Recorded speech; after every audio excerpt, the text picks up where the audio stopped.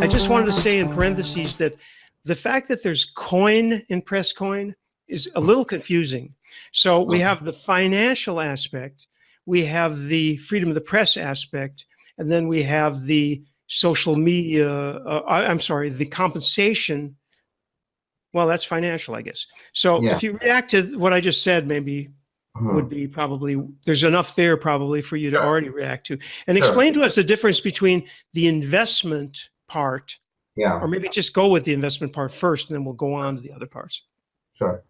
Yeah, so let's just start with, the idea of the freedom of the press, right? And I'll talk, I think that's where the idea of press and coin coming together really came from. Because freedom for anybody in the world is really, if you're obviously not in North Korea or someplace like that, is really freedom is financial freedom. Is there any other kind of freedom in the, say, the Western world, which qualifies as that state of being, right? I mean, if you're not financially independent, then how can you be independent in any way, right? Because you're always dependent on your very existence for survival. Because this universe is made of these realities, right? The universe is made of the reality that everything has a cost.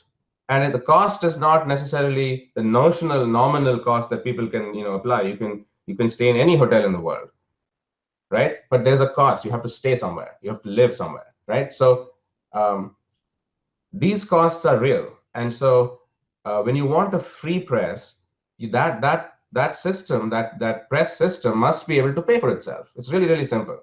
Otherwise, it's not free. Okay, so that's when we have to recognize and create a system that is self-sustaining and frankly profitable, and wildly profitable. Why not?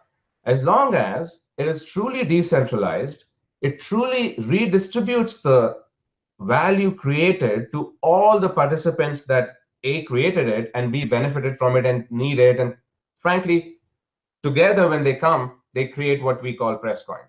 So if we redistribute this wildly successful regenerative revenue stream that any organization needs to survive, or any organism needs to survive, then we can say that we have created something that's capable of standing alone on its own and be independent.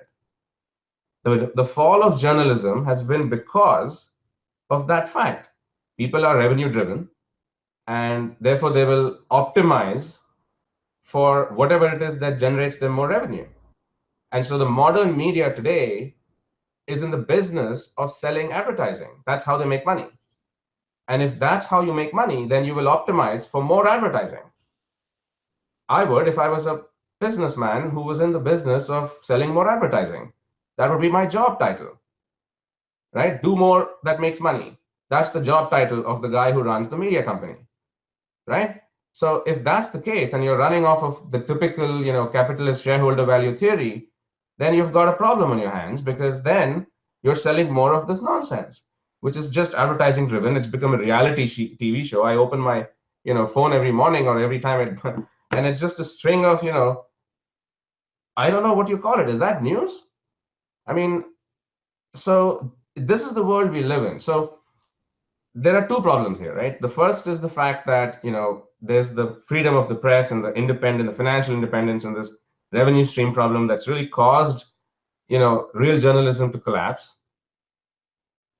But the second problem is that, and I think this is often the paralysis that comes from trying to solve all of it by saying, that, oh, we have to fix the media companies in order to fix the world. And I think that that's not true.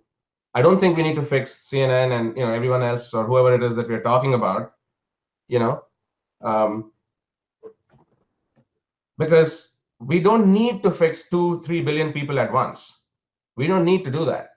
We only need to bring together the core 100 million people around the planet that are truly, understanding of what I'm saying and of what we've all spoken about so many times over the last 10, 15, 20 years, that they understand what this is all about. And then the light can start to shine from there. And let it be a moderated, smaller community that's, not Twitter, not as big as Facebook, and not this huge, humongous thing that it supposedly needs to be. No.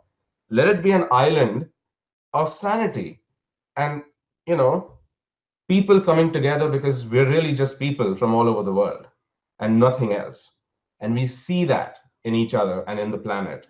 And in that pool of people, we build these new platforms, these new decentralized platforms, these new ways of communicating and collaborating and understanding and really connecting and being together in a sane way, and not in the Twitter, Facebook sort of way.